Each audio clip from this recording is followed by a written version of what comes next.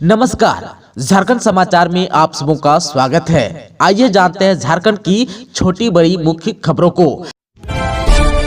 झारखंड में शिक्षक बनने का मौका, जल्द शुरू होगी प्रक्रिया। बालिका आवास स्कूलों में 308 शिक्षकों की होगी नियुक्ति। नए शैक्षणिक सत्र में हो जाएगी बहाली। कॉन्ट्रैक्ट पर ही सही पर झारखंड सरकार शिक्षकों की नियुक्ति करेगी। इसके लिए इसी माह के अंत तक प्रक्रिया शुरू कर दी जाएगी। यह नियुक्ति राज्य के विभिन्न जिलों में संचालित बालिका आवास स्कूलों में होगी। शिक्षकों की नियुक्ति जिले के उपायुक्त की अध्यक्षता में बनी कमेटी करेगी। हर स्कूल में कुल 11 शिक्षकों की नियुक्ति की जाएगी, जिसमें से कुछ क्लास 6 से 8 के लिए और अन्य नियुक्ति क्लास 9 से 12वीं तक के लिए की जाएगी। कॉन्ट्रैक्ट पर शिक्षकों की नियुक्ति कस्तूरबा गांधी बालिका आवास विद्यालय की तर्ज पर की जाएगी। यह नियुक्ति विभिन्न जिलों में संचालित बालिका आवास स्कूलों के लिए होगी। वैसे तो राज्य में कुल 57 बालिका आवास स्कूल हैं, लेकिन तत्काल नियुक्ति 28 स्कूलों के लिए की जाएगी। यह नियुक्ति उन स्कूलों में होगी जहां अभी नए भवन बनकर तैयार हैं। इन नए भवन में स्कूल चलाए जाएंगे, इसलिए शिक्षकों की नियुक्ति की जाएगी। झारखंड में 8वीं, 9वीं और 11वीं की बोर्ड परीक्षा की तारीख घोषित।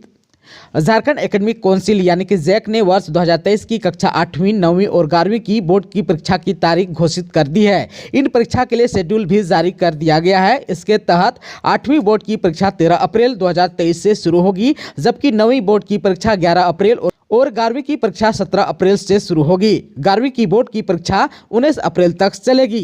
कक्षा 9वीं में 11 अप्रैल को हिंदी और अंग्रेजी एवं 12 अप्रैल को प्रथम पाली में गणित और विज्ञान एवं द्वितीय पाली में सामाजिक विज्ञान और अतिरिक्त भाषा विषय की परीक्षा ली जाएगी। परीक्षार्थी का मुख्य 5 विषय की परीक्षा में शामिल होना अनिवार्य है। परीक्षा में 4 विषय में पास होना अनिवार्य है। परीक्षा को लेकर सेंटर का निर्धारण भी कर लिया गया है। वहीं राज्य में 9वीं की परीक्षा में करीब 5 लाख परीक्षार्थी शामिल होंगे। एक साथ 2 विषय की परीक्षा जाएगी। प्रत्येक विषय में 40 अंक के बहुविकल्प प्रश्न पूछे जाएंगे, जबकि 10 अंकों का आंतरिक मूल्यांकन होगा। आंतरिक मूल्यांकन के अंक अपलोड करने की तारीख बाद में घोषित की जाएगी।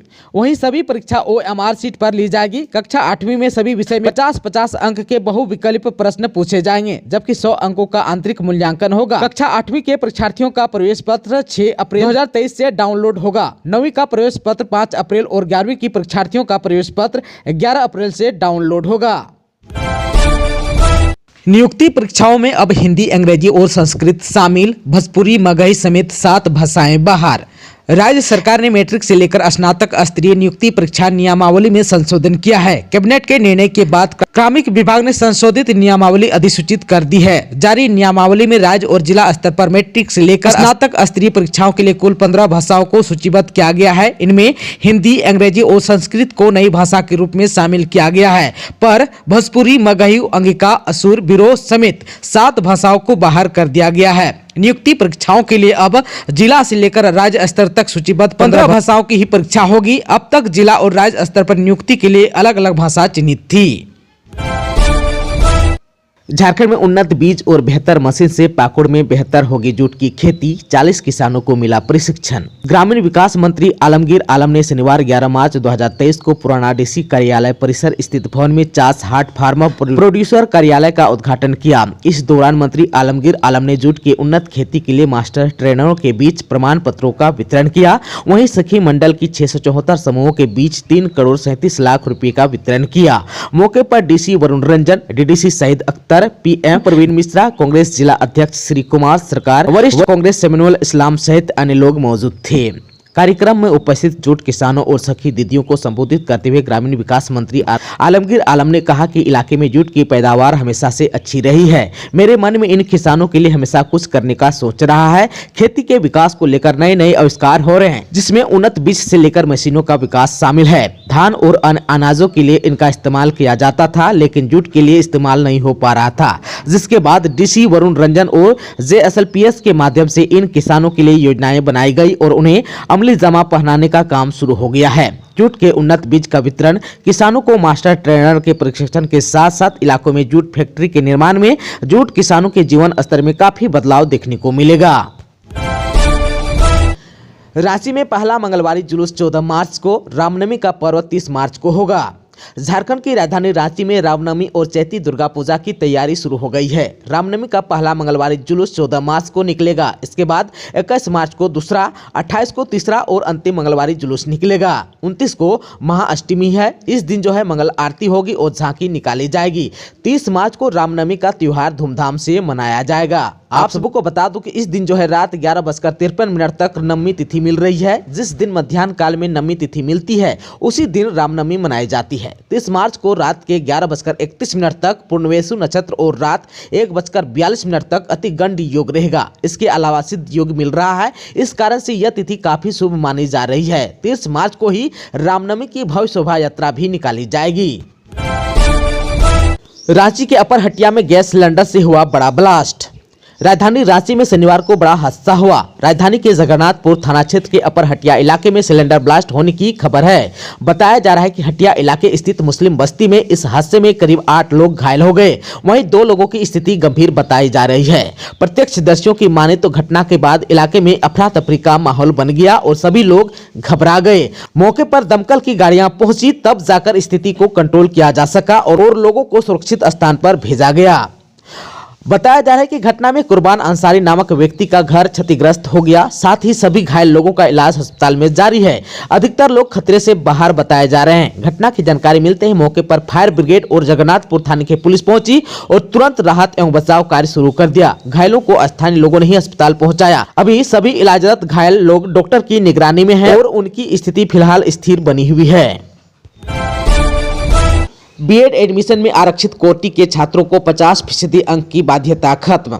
रांची बीएड कोर्स में एडमिशन के इच्छुक आरक्षित कैटेगरी के वैसे अभ्यर्थियों के लिए अच्छी खबर है जिन्हें स्नातक की परीक्षा में 50% से कम और 45% से अधिक अंक है। सरकार द्वारा आरक्षित कोटि के अभ्यर्थियों के लिए बीएड कोर्स में 50% अंक लाने की बाध्यता खत्म कर दी गई है। यानी कि अब आरक्षित कोटि के 45% या इससे अधिक अंक लाने वाले अभ्यर्थी बीएड के लिए चल रहे एडमिशन प्रक्रिया में शामिल हो सकते हैं। इस संबंध में Jharkhand combined interest competitive examination board यानी कि JCE CEB द्वारा नोटिफिकेशन जारी कर दिया गया है। इसमें कहा गया है कि अनुसूचित जनजाति, अनुसूचित जाति, BC1, BC2, PWD समेत अन्य आरक्षित कोटि के अभ्यर्थियों को यह छूट दी गई है। इसके साथ बीएड प्रवेश परीक्षा के लिए ऑनलाइन आवेदन जमा करने की तिथि 31 मार्च तक बढ़ा दी गई है ताकि 45% अंक वाले अभ्यर्थी आवेदन जमा कर सके। बताते चले कि पहले ऑनलाइन आवेदन जमा करने की अंतिम तिथि 10 मार्च थी।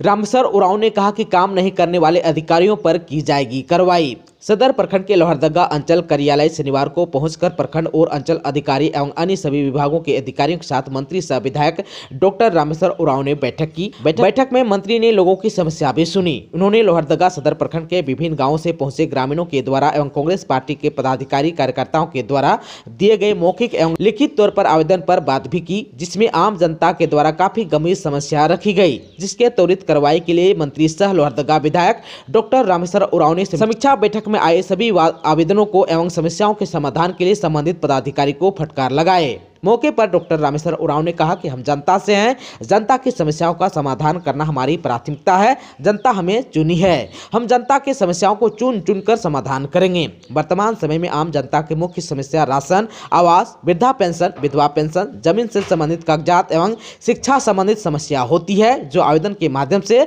हमें प्राप्त हुई है। इन सभी का निदान करना हमारी प्राथमिकता है। समस्याओं का समाधान के लिए हम हर स्तर से काम करने का काम कर रहे हैं। साहिबगंज और मिर्जा चौकी को रेलवे रैक लोडिंग का मिला STO। पत्थर व्यवसायी और मजदूरों में खुशी की लहर। साहिबगंज जिले के पत्थर व्यवसायी और मजदूरों को तोहफा मिला है। झारखंड प्रदूषण कंट्रोल बोर्ड ने शनिवार यानी कि 11 मार्च 2023 को जिले के 2 रेलवे रैक पॉइंट को CTO दिया है। वहीं एक रेलवे रैक लोडिंग पॉइंट को अब भी CTO नहीं दिया गया है। बोर्ड ने Sahibganj railway rake loading point और Mirza Chowki railway rake loading point को CTO दिया है। CTO मिलने के बाद जिले के ये 2 रेलवे रैक लोडिंग पॉइंट में एक बार फिर से स्टोन चिप्स का लोडिंग शुरू हो जाएगा। आप सबको बता दें कि गत 23 फरवरी से ही लोडिंग पॉइंट से स्टोन चिप्स का लोडिंग बंद है।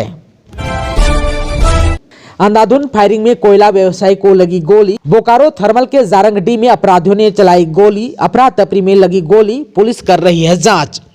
बोकारो थर्मल के जारंगडी स्थित अपर बंगला और शिव मंदिर के पास शनिवार की देर रात अज्ञात बाइक सवारों ने अंधाधुंध फायरिंग की। इस फायरिंग से मची अफरा तफरी में कोल व्यवसायी 45 वर्षीय शांतिपद गोराई को गोली लग गई। गोली उनके कमर के नीचे लगी। शांतिपद गोराई RR शॉप कॉलोनी के रहने वाले हैं। गोली लगने के बाद उन्हें आनंद फानन में इलाज के लिए DVC अस्पताल ले जाया गया, जहां से उन्हें बेहतर इलाज के लिए रांची के किसी निजी अस्पताल में रेफर कर दिया गया। इस घटना के बाद आक्रोशित लोगों ने सड़क जाम कर दिया। लगभग आधी रात पुलिस की ओर से अपराधियों की गिरफ्तारी की बात कहे जाने के बाद लोगों ने सड़क जाम हटाया।